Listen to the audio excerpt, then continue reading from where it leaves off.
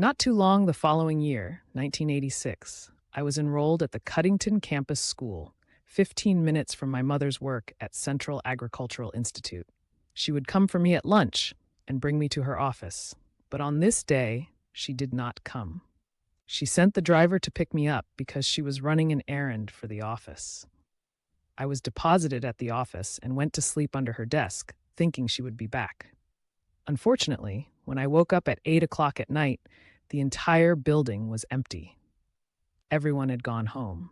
I was stranded in her office. The secretary was the last to exit the building. She forgot that I was there and locked the door. Nothing to do, and being brave and naughty, I started to look through the window, wondering if someone would see me. I spotted her boss, the late Mr. Samuel T. Hook, through the window and waved to him. He came in and took me home. When I got home, my mother had been looking for me all day, forgetting that she had asked her coworker to pick me up and drop me at her office. She was so excited to see me. Again, my siblings, uncle, and aunts were very happy to see me, praising God that nothing happened to me.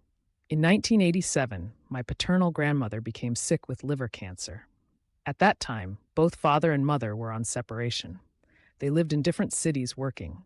My father refused mother to visit his mother because he accused her of having hatred for his mother. This separation took a sharp tour in our livelihood as kids.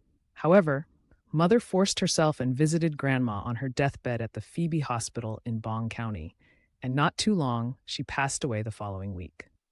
Grandma was buried behind the farmhouse in York, PA. After the funeral, father went back to Monrovia, where he was working as project director with Rural Development Ministry, while mother left with us in Bonga, preparing to relocate to Monrovia to enroll at the Louis Arthur Grimes School of Law at the University of Liberia. The following year, we relocated to Monrovia while mother was awaiting her acceptance to the law school. According to mother, our father was not in favor of her getting higher education because he saw it as a threat to his ego. He therefore intensified his fight to drive her off the property. According to him, our mother did not contribute any funds in constructing the houses, so she could not live on the properties, whether Monrovia or Bonga. Mother, on the other hand, was very determined to fight for us.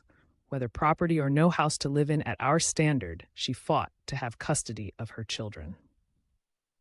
Mother went back to Bonga and continued to work at her job with Kari. She abandoned her interest in going back to school. Mother leased a mediocre house for the time being due to increased tension of rebel insurgency, as heavy artillery sounds were heard a couple of miles away from where we lived. We could hear the heavy sounds as a warning to vacate nearby cities. However, for peace of hers, mother left everything with our father because ours and her safety came first. According to her, no one knew what the future held with current situation at that time. Mother's concern was one only, her children. According to father, she vowed that it will be over her dead body before she allows us to go with him. Father feared that mother's anger might drive her to harm herself or us, so father said he decided to let us stay with her. This was his way of using the wisdom of King Solomon dealing with the two prostitutes and their babies.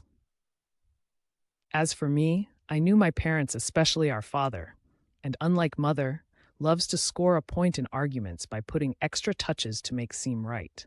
However, what he said could not have been serious regarding a threat that she would harm him instead. Mother oftentimes did become very emotional. It wasn't too hard for me to believe that her anger would lead to the unthinkable. On the other hand, I know my father to be a persuasive talker. I figured through the years, if he really wanted us, he would have tried harder. Over the years following the divorce, he jumped from relationship to relationship, catering to other women's children, and I believe he forgot his own. He moved out with his girlfriend and took Seike, his oldest boy, as he withdrew his financial support from us. He wanted to keep us, or he wouldn't pay mother a dime. Sister Ko, their oldest daughter, became our caretaker in the home, while mother worked in Bonga. Meanwhile, mother said she feared for our lives because she didn't trust father to be a good guardian for us. I was the focus of the ongoing battle because father transferred the property documents in my name before he commenced his plan to divorce mother. He wanted to keep me so that she could move out of the house. He wasn't interested in me and my siblings. but the properties, according to Mom. I think my mother was wrong about my father's loyalty to us, as I found my father to engage in a heated argument with his girlfriend to let us come and live with them. But mother still would not give in. Whether my mother was right or wrong about my father's feelings toward his boys, it has been a topic of many emotional discussions until this day. As the hearing dragged on for months while they were separated, distracted with court's matters, Sister Co took charge of the household in Monrovia. She was only 23. Neither Mom nor Dad lived in the Monrovia house.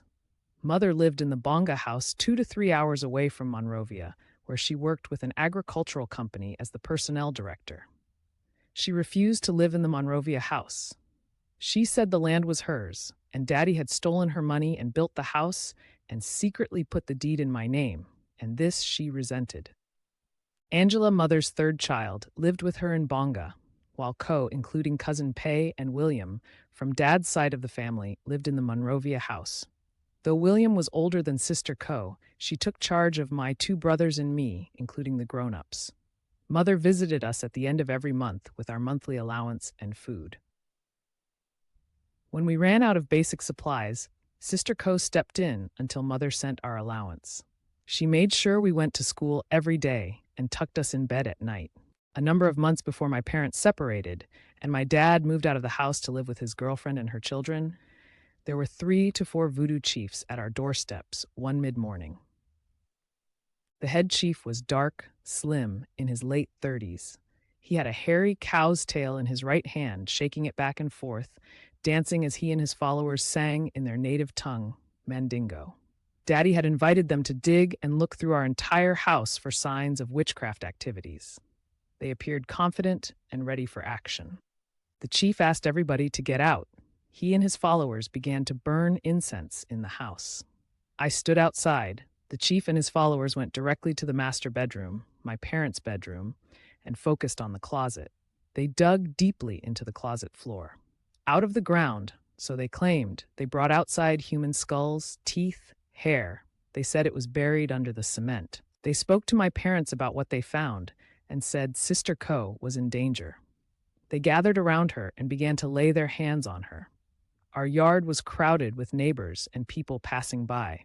The chief and his followers were surrounded by onlookers as they began enchanting spells and singing in their tongue. They hypnotized Sister Co with some spell. They smoked her with incense continuously until she collapsed and fell to the ground and fainted. She stayed unconscious for about 30 minutes. When she came back to consciousness, she began to weep bitterly as she was out of this world. No one knew why she was weeping, but I could feel the sense of fear in her eyes. She seemed bounded by some spiritual woes and light as though her spirit had left her. Our yard became the garden of black cats after the episode. They would come to her window at night, screaming and meowing her name. 3 weeks before she died, a strange man came once enchanting spells. He circled the house 3 times, walking back and forth around the house. The 3rd time he circled the house, Cousin Pei and Uncle Adolphus started to throw rocks at him. He paused, and he started to chant a spell at them. Pei, Adolphus, and I ran into the house and watched him through the window. As I stood there gazing at him through the front window with Cousin Pei, he stood facing and speaking in a foreign tongue. After 15 minutes, he left. When Sister Co came home, we told her what happened. She never spoke a word, but I could see the fear in her eyes. She was screaming for help inside, but Mom and Dad were nowhere to help because Mother was 3 hours away, no telephone communication at that time. Father was about 2 miles, but didn't show up to check on us. Whether there was a spiritual war taking place, or was it voodoo bondage and feuding as my parents' divorce grew more and more heated. Father was very inconsiderate and bitter as he took Mother to court to remove her from the houses and get custody of us, Co, Aseeker, Alvin, and Elton. He claimed he owned these houses, both in Bonga and Monrovia.